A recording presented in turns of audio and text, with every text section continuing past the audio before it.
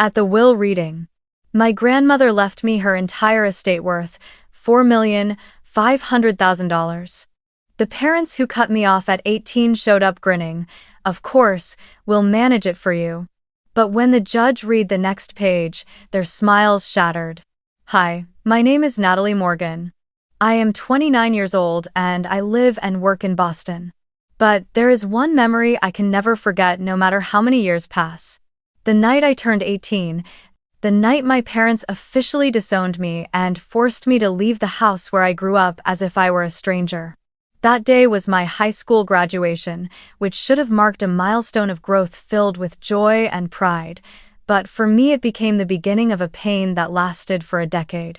After the ceremony, I returned home feeling anxious yet faintly hopeful that at least my parents would offer a word of congratulations. That dinner was heavy, without a single congratulatory remark, without a smile. Before I could say anything, my father, Thomas, looked up with eyes cold as steel and declared bluntly, "You are 18 now. If you cannot support yourself, then get out of here." My heart dropped. Before I could understand what was happening, my mother, Linda, crossed her arms and, with a voice as sharp as a knife, said, "This family does not raise the ungrateful. We have done more than enough for you." I looked at my sister Sophia, hoping to find a trace of sympathy, but all that showed on her face was triumph. She held the keys to the brand new car our parents had just given her for her birthday, and on the table lay a formal acceptance letter for a full scholarship to a prestigious private school, placed there like a trophy. The difference between Sophia and me had never been clearer. I had only a worn backpack, a few sets of clothes, and less than $200 saved from weekend shifts at a coffee shop. While Sophia was cherished like a gem, I was a burden to be cast aside. I asked my parents why everything was so unfair, why I was never acknowledged, but my father only shook his head and said I had disappointed him, while my mother added that I was too weak, too sensitive, and would never be good enough to invest in. I bit my lip to hold back the tears and quietly packed my things. When I stepped outside, Boston was pouring rain as if the sky itself was grieving. I stood on the porch with my backpack clutched to my chest, looking back at the two-story house that once held so many childhood memories, now reduced to a cold wall. No one came to see me off. No one offered a word of good luck. Sophia was still busy taking pictures with the new car in the garage, and my parents closed the living room door as if ejecting me were a perfectly reasonable, unquestionable decision. I walked down the street, the rain slapping my face, sharp and numbing at once. In that moment, I understood I was no longer their daughter, only a name they wanted to erase from the family. A close friend drove an old sedan to pick me up. I sat in the back seat, unable to speak, staring out through the window. The streetlights blurred in the rain, mixing with the tears on my cheeks. That night, I slept in my friend's car, the rain tapping on the roof like a drum underscoring my loneliness. I curled up and listened to my heart pounding wildly, my mind tangled with 1,000 questions. Why was I never good enough? Why was my parents' love conditional? And how could a child be cast out simply for not meeting their expectations? I felt like I was falling into an abyss with no one reaching out to save me. The Boston cold seeped through my thin clothing, but colder still was the emptiness inside me. I thought back to the years before, and if any hand had held me steady through that storm, it was my grandmother's, Margaret Sullivan. She was nothing like anyone else in the Morgan family. There was a gentleness and patience in her that I had never seen in my parents, a quiet love that did not need to be wrapped in flashy gifts or boasted about to the world. While my parents viewed me as a burden, she saw me as a person growing, uneasy but full of potential. She lived in a small house on the outskirts of Cambridge, not far from downtown Boston, where the garden always smelled of apples and sparrows chattered every morning. Whenever I felt I could no longer bear my parents' contempt, I went to her, and her door was never closed to me. I remember those weekend afternoons when she would greet me with a warm hug and the smell of freshly baked apple pie drifting through the kitchen. I would sit at the wooden table by the window, peeling apples while she told me stories of her youth, when she too had to fight for the chance to attend college in a society full of prejudices against women. She would often smile, her eyes reflecting experience, and tell me, "You do not need their approval, you only need to write your own story."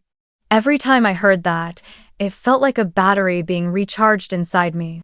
While my parents' words made me feel worthless, her words reminded me that I still had the right to define my own value. There were evenings when she and I would read together in the living room.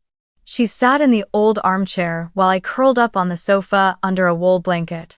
She often picked heavy books about people who had overcome hardship to write their own destinies. When I showed signs of doubt, she would stop reading and say, "Do you see? None of them had an easy path. But it is hardship that shapes resilience." Those words gradually soaked into me, planting a seed of belief that even if I were cast out, I could still find my own way. Once, after a tiring shift at the cafe when I felt so discouraged I wanted to quit school, she sat with me in the garden littered with dry leaves. The air that day was sharp and the wind rushed through, but she patiently listened as I poured out all my resentment toward my parents and Sophia. After a long silence, she placed her hand on my shoulder and, in a warm, low voice, said, "You have the right to feel sorrow.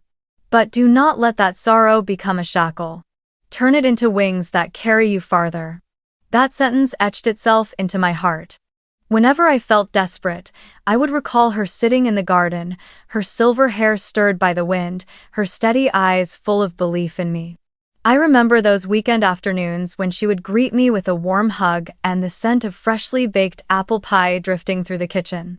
I would sit at the wooden table by the window, peeling apples while she told me stories of her youth, when she too had to fight for the chance to attend college in a society still full of prejudice against women. She would often smile, her eyes reflecting a lifetime of experience, and tell me, "You don't need their approval, just write your own story." Each time I heard that, I felt strengthened. While my parents' words made me feel worthless, her words reminded me that I still had the right to define my own worth. There were evenings when she and I read together in the living room. She sat in the old armchair while I curled up on the couch under a wool blanket. She often chose thick books about people who had overcome hardship to write their own destinies. When I showed signs of doubt, she would stop reading and say, "Do you see? None of them had an easy path. But it is hardship that creates resilience." Those words gradually sank into me, planting the belief that even if I were cast out, I could still find my own way. Once, after a shift at the cafe when I felt so discouraged I wanted to quit school, she sat with me in the garden strewn with dry leaves. The day was brisk and the wind rushed through. Yet she patiently listened as I poured out all my resentment toward my parents and Sophia. After a long silence, she placed her hand on my shoulder and, in a warm, low voice, said, "You have the right to be sad, but don't let that sadness become a shackle. Turn it into wings to fly farther." Those words etched themselves into my heart.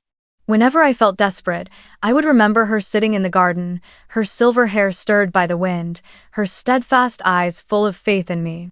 It was not only her words of advice, she also gave me the feeling that I had a place to belong.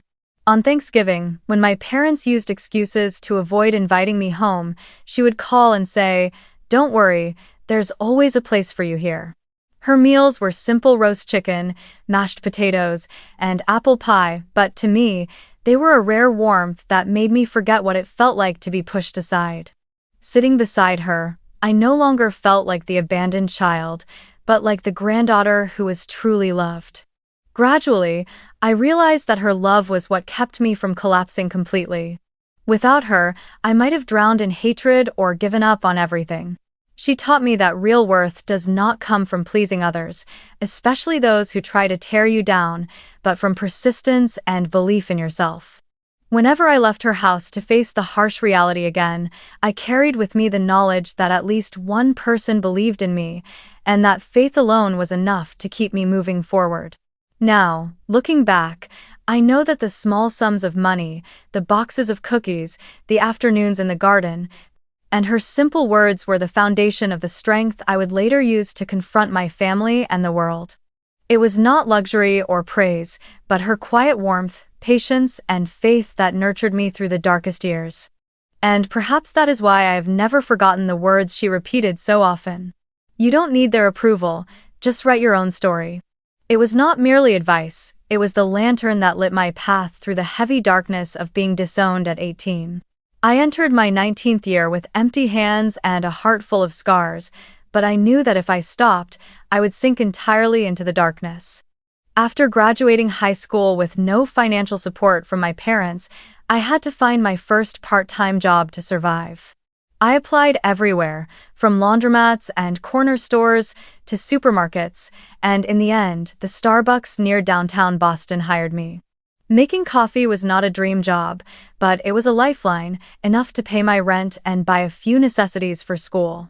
Each shift lasted 8 hours, the smell of coffee clinging to my hair and clothes, my hands marked by small burns from the steam wand, but I did not complain.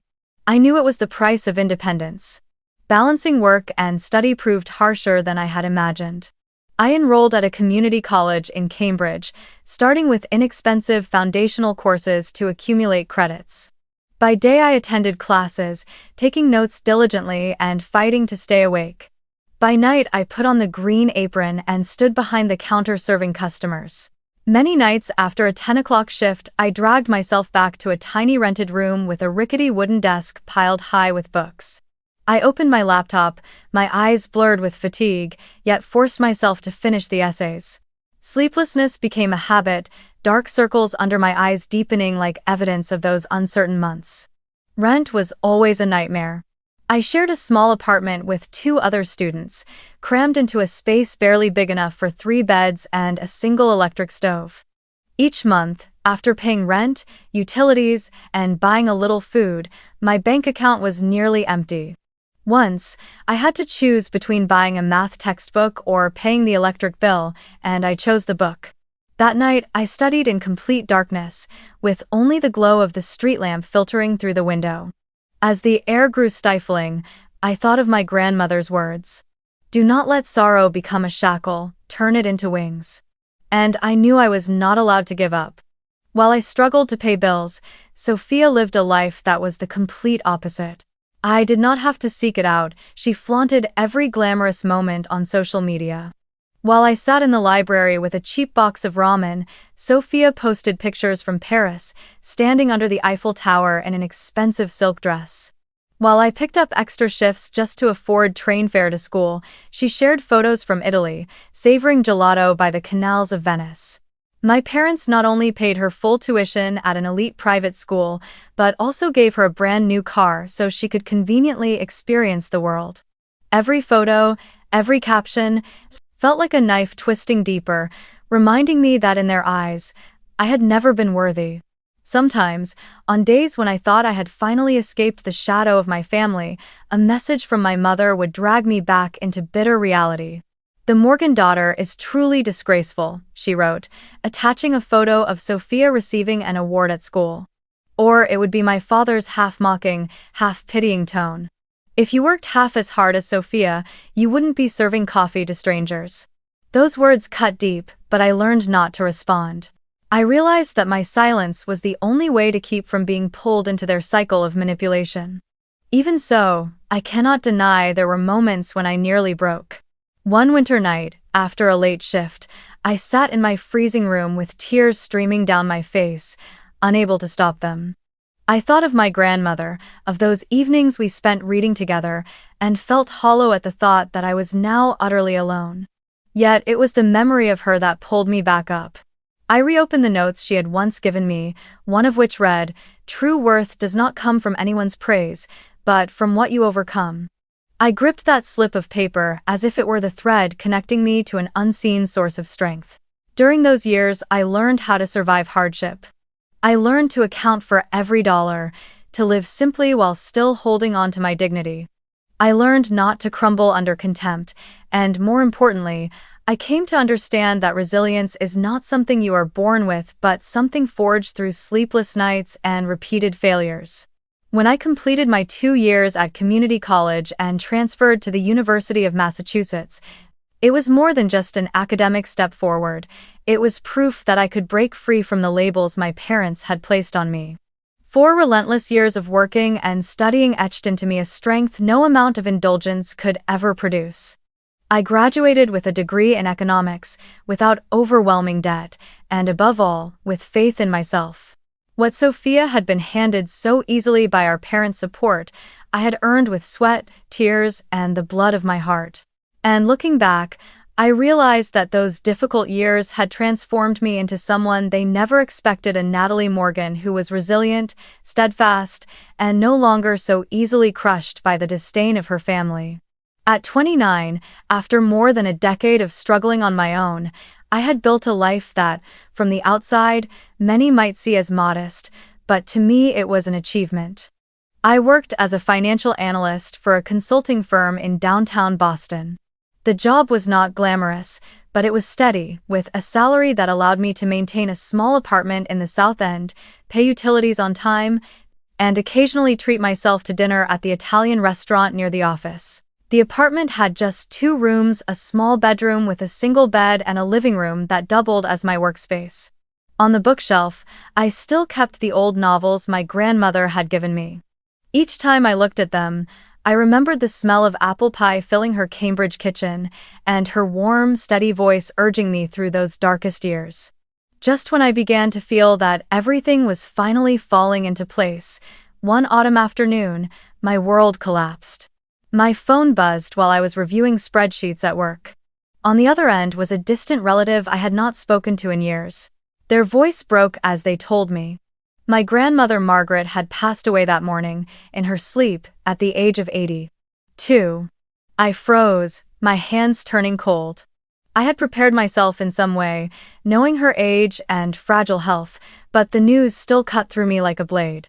She was the only family member I still felt connected to, the anchor that had kept me from falling into the abyss throughout my youth. Losing her felt like losing the last thread tying me to something called family. That night, I sat quietly in my small apartment, watching red maple leaves drift past the window. I made myself a cup of tea but could not bring myself to drink it. Memories flooded in, her hand resting on my shoulder in the Cambridge garden, the notebook pages filled with her teachings, the resolute look in her eyes when she told me I did not need anyone's approval. I wondered if she knew that I still was not as strong as she had hoped I would become. Tears streamed down my face, and for the first time in years, I cried like a child. 2 days later, I received an unexpected call from a law office number. A middle-aged man's voice came through clear and professional. "Hello, Miss Natalie Morgan? This is Daniel Thompson, the attorney representing Mrs. Margaret Sullivan. I'm calling to inform you that you need to attend the will reading. The meeting will take place next week at the Suffolk County Courthouse in downtown Boston." I was stunned. I had never considered the possibility of an inheritance, nor did I dare hope that she would leave anything to me. To me, what she had given throughout her life, her love, patience, and faith, was everything. But when he mentioned the will, my heart raced. I understood I would have to face a truth I had always avoided. My parents and Sophia would almost certainly be there. I had been estranged from them for 11 years, with no reunions, no embraces, only scattered sarcastic messages and the flashy photos they posted. I knew them well enough to know they would not pass up any chance to grab whatever of value they could from her estate. The thought of sitting in the same room, listening to them feign sorrow while their eyes flashed with greed, sent a chill down my spine. After the call, I sat motionless for a long time, the phone lying on the table, the screen gone dark without my noticing. A jumble of questions crowded my mind.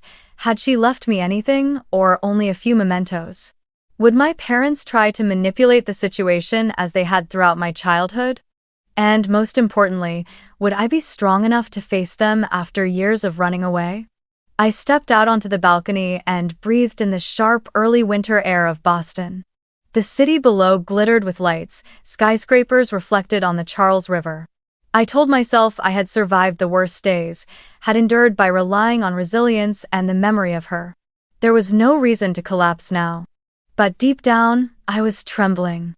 Life had never been fair to me, and I understood that the upcoming will reading would not just be a legal formality, it would be a fateful confrontation. After 11 years of running from a toxic family, I was now forced to return, to face the very faces that had cast me out into the rain when I was 18.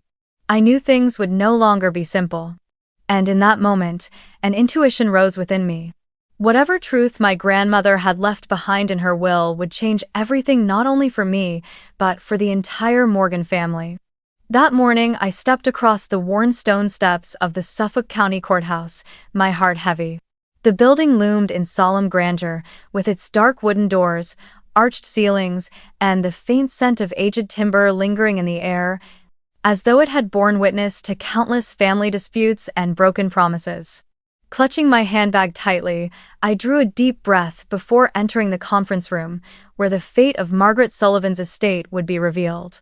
In my heart, I knew I was not just there to hear a will. I was there to confront the faces I had spent 11 years trying to avoid.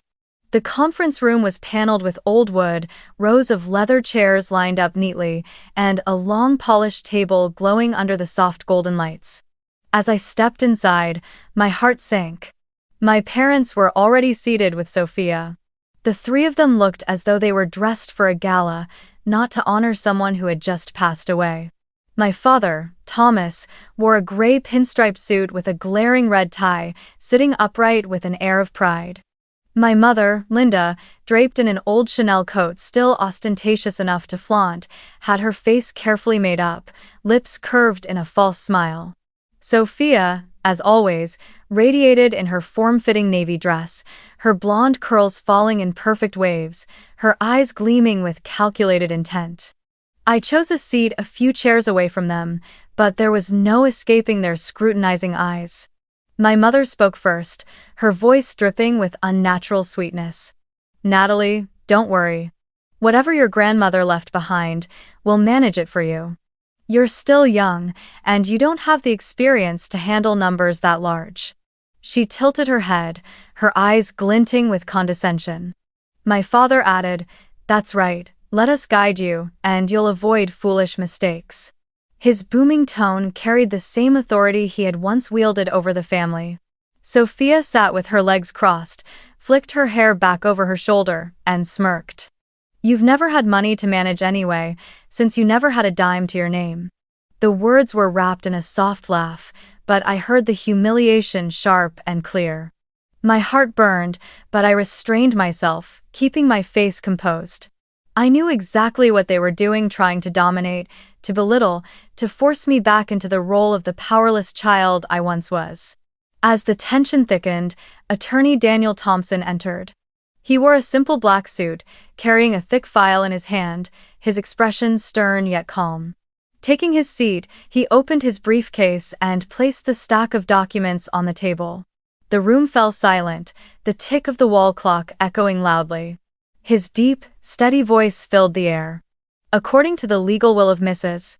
Margaret Sullivan, signed in this very office on May 12th of last year, the entirety of her estate, including real property, securities, bank accounts, and personal assets valued at approximately $4,500,000 US, shall be transferred in full to her only granddaughter, Natalie Morgan." The air seemed to freeze. I nearly held my breath as each heavy word echoed in my head. In that moment, I felt my grandmother's whisper at my ear. "You don't need their approval, just write your own story." Across from me, the three faces changed color almost instantly. The smug smile on my mother's lips stiffened, her lipstick seeming to slip from the edge. My father went rigid, his hand on his knee trembling slightly, the red tie looking absurd under the pallid light. Sophia, who usually knew how to hide her feelings, could not hold it this time. Her jaw dropped, her eyes widened, and for a brief second she looked stunned. The room sank into silence, broken only by the soft rustle of paper. Daniel continued reading, his voice decisive. "The will not only names Natalie Morgan as the sole heir, but also explicitly states that there shall be no form of trust, guardianship, or intermediary management. The entire estate, decision-making authority, and associated benefits shall be vested wholly in Miss Natalie." He looked up, fixing his gaze on me, then swept his eyes across my parents and Sophia. In that look, I saw clearly. My grandmother had prepared for this, and he was the one chosen to stand on my side. A wave of relief mixed with overwhelm flooded my chest. All these years I had never dared dream of a moment when the scales would tip in my favor. I had resigned myself to always being the cast-off daughter, living in Sophia's shadow. But now the truth was public. My grandmother had chosen me. Not them. Not the ones who only flaunted and controlled. Me. The silence after Attorney Thompson finished reading the will stretched taut like a wire. I could hear my own heartbeat pounding, mingled with the uneven breaths of those sitting across from me. My mother was the first to shatter it, and, just as I expected, she immediately slipped into her familiar mask, the facade of a caring mother. Her voice was soft, but the strain was unmistakable. "Natalie, sweetheart, I know this news might feel overwhelming. $4.5 million is no small amount. You're still young, without experience. Your father and I only want to help you manage it so you don't make mistakes. Trust me, we only want what's best for you." I stared at her without a word. I knew too well how they dressed up control as care, how they draped themselves in the role of protectors while always being the ones pulling the strings. My father, Thomas, quickly chimed in as if to reinforce the script my mother had begun. He emphasized each word, his booming voice carrying like a speech before a boardroom. "Natalie, you may be smart in your current job, but you've never handled large sums of money. If you're not careful, this fortune will make you a target for scammers or worse, you'll waste it all in just a few years. Let me step in on your behalf. I have financial experience, I know how to invest, I know how to preserve wealth. That is the most reasonable choice." I bit down on my lip to keep from letting out a bitter laugh. The man who had once thrown me out of the house with nothing but a backpack and a few $100s now sat there, boldly proclaiming himself the guardian of my inheritance. All my life, he had never once thought of protecting me, and yet now, with money on the table, he suddenly transformed into a seasoned, responsible protector. Sophia, as if waiting for the perfect moment to strike, leaned forward, her voice sweet but laced with mockery. "Little sister, I'm only being honest. You've never known how to manage money. Remember high school? You begged Grandma for extra cash because you wasted all your part-time earnings on nonsense. You cried so pitifully. Do you really think you're any different now? Mom and Dad are just trying to save you from embarrassing yourself." Each word they spoke was like a sharp blade, aimed at old memories, tearing open wounds I had struggled so hard to bury. But instead of fighting back, I sat still. I refused to give them the satisfaction of any reaction. I kept my face calm, my eyes fixed on Attorney Thompson, as if their taunts did not exist. Yet inside, heat surged through my chest, waves of anger crashing hard. I could feel my nails digging into my palms, leaving deep marks in my skin. With the composure of someone who had witnessed scenes like this countless times, Attorney Thompson adjusted his glasses and tapped his pen lightly on the table to restore order. His voice was firm and precise.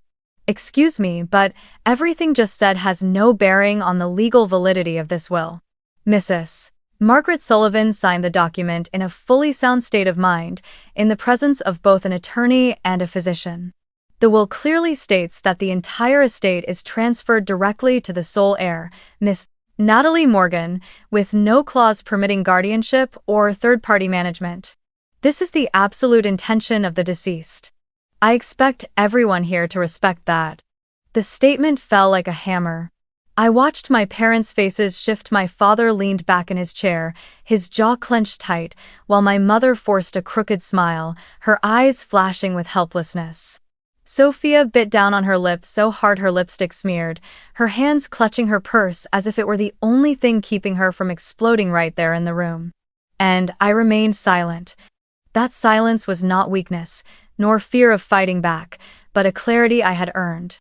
Every word they spoke only revealed their greed and deceit.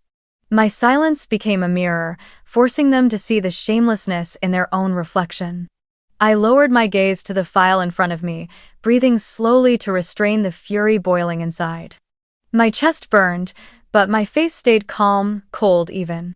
I knew they would not stop. I knew this was only the beginning of a long chain of schemes yet to come.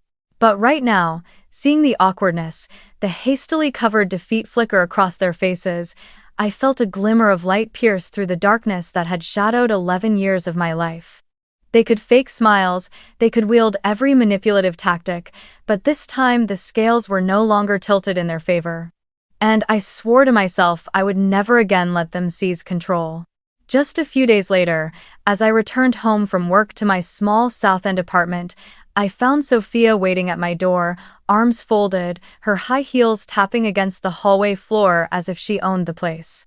For a moment, I froze.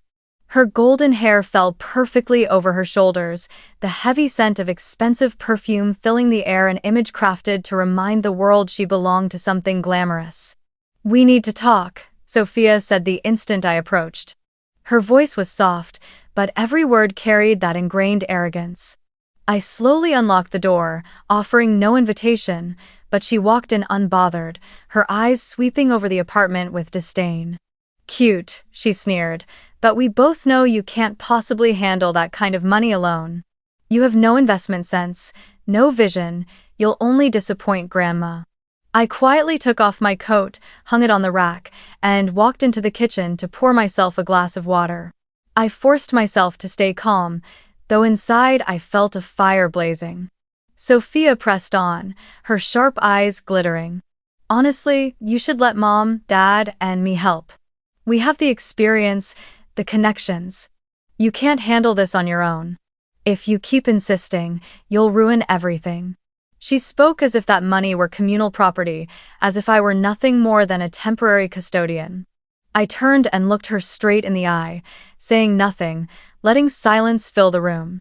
I knew any words I spoke would be twisted, reshaped into excuses for them to keep manipulating. Sophia could not bear that silence. She exhaled sharply, dropping her voice a tone lower, pretending at magnanimity. "Listen, Natalie. You don't need to fight the family, we're blood. Why turn us into enemies? Mom and Dad only want to help you." I suppressed a bitter laugh, my mind flashing back to that rainy night when I was 18, when they shoved me out of the house without a backward glance. And now, they dared invoke blood to force me into surrendering everything. Absurd. I gave no reply, only opened the door to signal her out. For a moment, her eyes flickered with unease, but she quickly recovered her cold composure and stepped into the hallway. Just before turning away, she delivered one final line. "Don't be stupid, Natalie.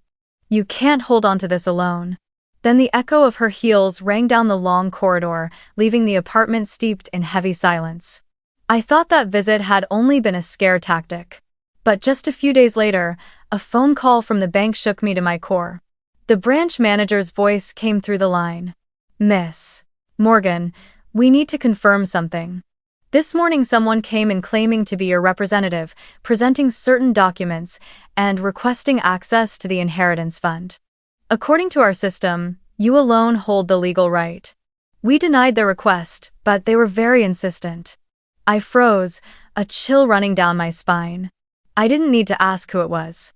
Only my parents would be brazen enough to try something like that, to impersonate me and attempt to withdraw funds as if they had the right. A surge of anger rose in me, mixed with humiliation. They not only disrespected me, but also disrespected the will itself, trampling on my grandmother's wishes. In their eyes, I had never been an independent person. I was only an obstacle standing between them and money.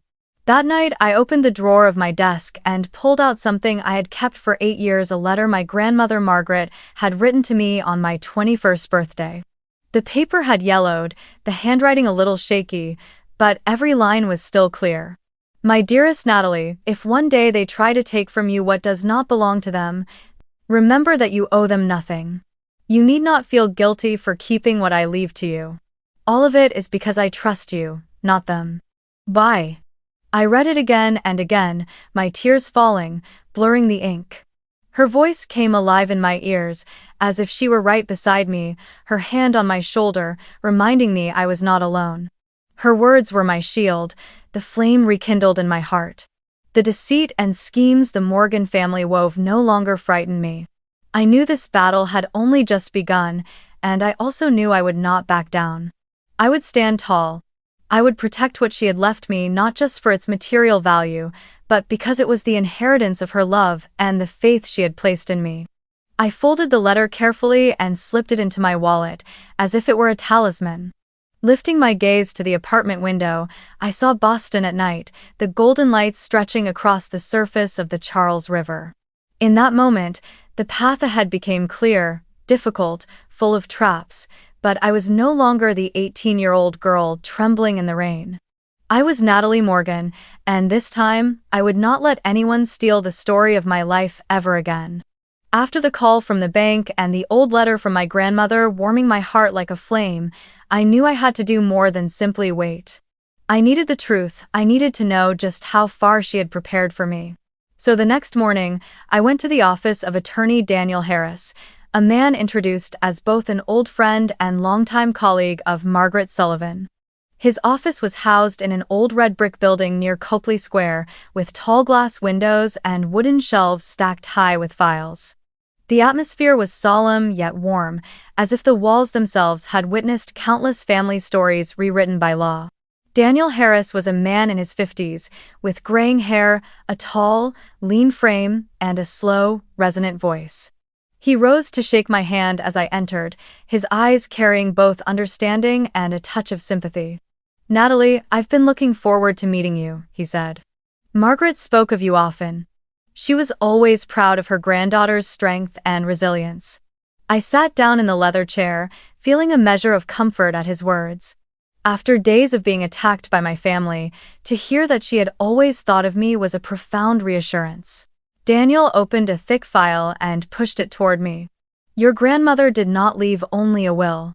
She also set up a legal layer of protection, carefully calculated. Margaret was not blind to the greed of her son and daughter-in-law. On the contrary, she saw through them long ago. And she knew that one day they would try to seize the assets." I listened intently, every word hitting the premonition I had felt inside. He explained that beyond the formal, notarized will, Margaret had created a robust legal structure with numerous supplemental clauses. There were provisions that specified, if any family member including Thomas, Linda, or Sophia attempted to interfere, forge documents, litigate, or otherwise appropriate the estate, they would be completely disqualified from any inheritance rights. Not only would they lose their share, they could also face prosecution for fraud or unlawful interference with property. I shivered at the thought, both amazed and full of admiration. She had thought of everything. Daniel continued, "She once told me, 'My daughter and her husband care only about reputation and money, but Natalie is different. She knows true worth is not about appearances.' I do not want Natalie to suffer additional wounds from her own family after I'm gone. So she prepared this shield years ago. The conditions are explicit, the paperwork is lawful, and there is medical certification confirming her sound mind when the will was executed. They can scheme all they like, but they will not be able to break it." I sat in silence, emotions welling up inside me. All the years I had believed I was merely the pitying granddaughter, it turned out she had quietly built an entire fortress to protect me. It was not by chance that she left everything to me, not out of pity, but because she had seen, had chosen, and had trusted me. Daniel stood up, walked to the bookshelf behind him, and took down a leather-bound notebook, its cover softened by the years. He placed it in front of me, his eyes solemn. "This is what she wanted me to give to you at the right time, and I believe that time is now." I reached out with trembling hands and opened the book. Her familiar handwriting appeared, careful and at times slightly shaky, yet still full of life. The first pages recorded small memories, the apple pie recipe, a few notes about the Cambridge garden, and some of her favorite quotations. But as I turned further, my chest tightened. She had written out predictions of how my parents and Sophia would behave. "Thomas will try to prove I was not of sound mind when I made the will. Linda will claim Natalie coerced me into changing my wishes. Sophia will use contempt to weaken Natalie's resolve. But all of these will be false, and I write these words while my mind is clear, to prove I know what I am doing." My hand shook as I read those lines. Each word felt as if she were speaking to me directly, as if she had foreseen the scene unfolding in the courtroom and wanted to leave a final message. On another page, she wrote, "If they try to take what does not belong to them, that is precisely why I chose Natalie. She has endured too much, and only she understands the true value of this legacy." I bit my lip and let the tears fall, the room filling with the echo of her voice from the past. Daniel sat quietly as I finished reading, then spoke gently. "Natalie, your grandmother did not leave you only money. She left you her faith and a responsibility. You have the right to protect it, and I will be here to help you.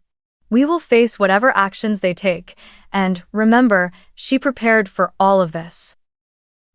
I closed the notebook and held it against my chest as if cradling a piece of her soul. In that moment, I realized I was no longer the lone figure standing against my entire family. I had the shield my grandmother left behind: the documents, the legal provisions, and most importantly, her foresight and her absolute trust in me. The fear within me began to give way to resolve. I knew the battle was not over.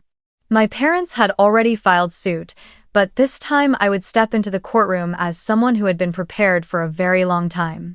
On the morning of the hearing, Boston's sky hung heavy with clouds, a gray curtain pulled low over the Charles River.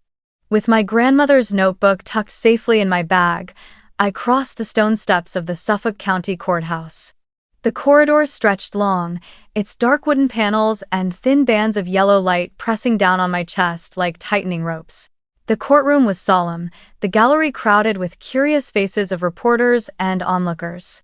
When I raised my head, I saw my parents and Sophia already seated across from me with their attorney. My father's suit was pressed to perfection, my mother's silk scarf matched precisely to her lipstick, and Sophia, as always, was immaculate down to each curl of her hair. Together they radiated a self-assured arrogance, as if the verdict were already theirs. I drew a deep breath, hearing the pounding of my own heart, the memory of that rainy night at 18 spilling across my mind like streaks of water on a windshield, then fading as I turned to Daniel Harris. He met my gaze with a calm nod, just enough to steady me, to remind me that I was not walking into this alone. The plaintiff's attorney rose first, his voice booming, spinning out a narrative I had anticipated but still felt a chill hearing spoken aloud. His opening argument. The will was invalid because Margaret lacked mental capacity at the time of signing. He held up a thick folder, citing medical visits and vague notes about memory lapses, skillfully planting in the courtroom the suggestion that my grandmother had been confused, subject to moments of diminished clarity. The second argument, I had exerted undue influence by cutting off contact with the rest of the family to monopolize access, by exploiting an ailing woman's condition to persuade her to rewrite the will in my favor. I heard every word: exploit, manipulate, and watched a few heads in the gallery tilt, as if those words carried a gravity that shifted the story toward them. When the attorney called Sophia to the stand, she strode confidently down the aisle, her heels striking with purpose, then swore to tell the truth with such solemnity I almost laughed. Sophia painted her picture carefully, that I often closed the door to whisper with Grandma, that I suddenly appeared when she was frail, that before that, Natalie rarely bothered to ask about her. Every line was dressed in emotion, punctuated with furrowed brows and well-timed pauses, as if she had rehearsed it all in front of a mirror. And for a moment, the whole room leaned toward that version of the story, the stubborn, greedy granddaughter, cunning enough to manipulate the elderly. I sat still, listening as I was turned into the guilty party in my own family's story, while the memories of nights I made chicken soup for my grandmother, of afternoons reading together in the Cambridge living room, were twisted into evidence of my so-called monopolizing her. For a fragile moment, a dark spark crossed my mind. What if the court believed them? What if, after everything I had survived, my dignity was crushed once more, this time in the very place people called justice? I heard a chair shift lightly behind me, the scratch of a reporter's pen on paper, and I almost wanted to shrink in on myself until the feeling passed. I turned to Daniel. His eyes met mine, steady and unflinching. I thought of my grandmother's letter, the line that read, "You owe them nothing," And I drew a deep breath, pulling the fear back into its rightful place as shadow, not my truth. When it was the defense's turn, Daniel did not rush. He rose, straightened his file, and spoke in a low but resonant voice. "Your Honor, this case is not about truth, it is about greed." He let a brief silence hang, as though peeling away the moral veil the plaintiffs had just tried to drape over the room. Then he began laying down the evidence piece by piece, like bricks into a solid foundation. First came the official medical report, signed by my grandmother's personal physician, the very doctor who was present the day she signed the will, affirming that she was fully lucid, understood both the value of her estate and the legal consequences, and made her choice of heir independently. Next, Daniel presented the bank report, a record detailing the exact time, the names of those who made contact, and the nature of their request to access the inheritance fund. On the page stood out clearly the names Thomas Morgan and Linda Morgan, identifying themselves as my representatives and attempting to withdraw and transfer funds. This evidence not only dismantled their claim of concern, but also cast a harsh light on their true motives. Next, Daniel presented the emails and handwritten letters sent to me after the will, reading polite proposals asking me to authorize, to share, to place everything under family management for the sake of unity. The words were courteous on the surface, but the spine of each was coercion, and he pointed out precisely how the phrasing had been crafted to strip control from me. He then displayed a string of messages from Sophia, where she sneered that money belongs to those who know how to use it, hinting at the so-called family investment network as the only way to ensure Grandma's money doesn't go to waste. Each line exposed not concern, but entitlement. Finally, Daniel lifted the faded leather notebook, opening to the very page bearing my grandmother's familiar handwriting. He read slowly, giving each word room to sink into the polished wood of the bench. Thomas will claim I was not of sound mind. Linda will say Natalie forced me to change the will. Sophia will use mockery to weaken her. But I wrote this will with complete clarity. I knew exactly what I was doing, and I chose Natalie because she understands the true value of what I leave behind. And he looked up, and then, like the strike of a gavel, spoke the line I had memorized, but which still sent shivers down my spine when it rang through the courtroom. If they try to take what does not belong to them, that is precisely why I chose Natalie. The room seemed suddenly drained of air. I heard the papers stop rustling, pens stop scratching, and an invisible gap widened between the two sides, a new boundary drawn. Daniel requested permission to play a short audio recording of the physician's testimony, the steady voice of a middle-aged man, confirming that my grandmother had undergone a cognitive exam on the very day of signing, answering accurately all questions about time, place, the nature of her assets, and the beneficiary she had chosen. A textbook example of testamentary capacity. The eyes in the gallery shifted, slowly but unmistakably. Where doubt had hovered moments before, there now glowed a quiet indignation directed not at me, but at them. The effect on my family was immediate. My father, who always spoke with the crisp authority of a boardroom, flushed crimson and tried to force out a clumsy defense, only to become tangled in his own words.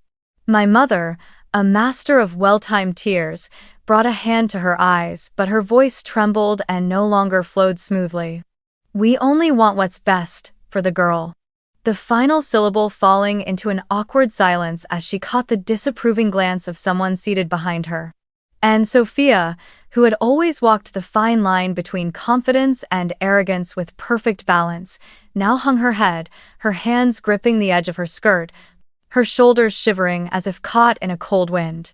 The judge, a woman in her 50s with the clear-eyed patience of someone who has heard too many broken family stories, called for order and leaned forward. Her voice was firm, leaving no room for emotional residue. "This court has reviewed the evidence. First, the will of Mrs. Margaret Sullivan is lawful, made while she was of sound mind and possessing the testamentary capacity required by law.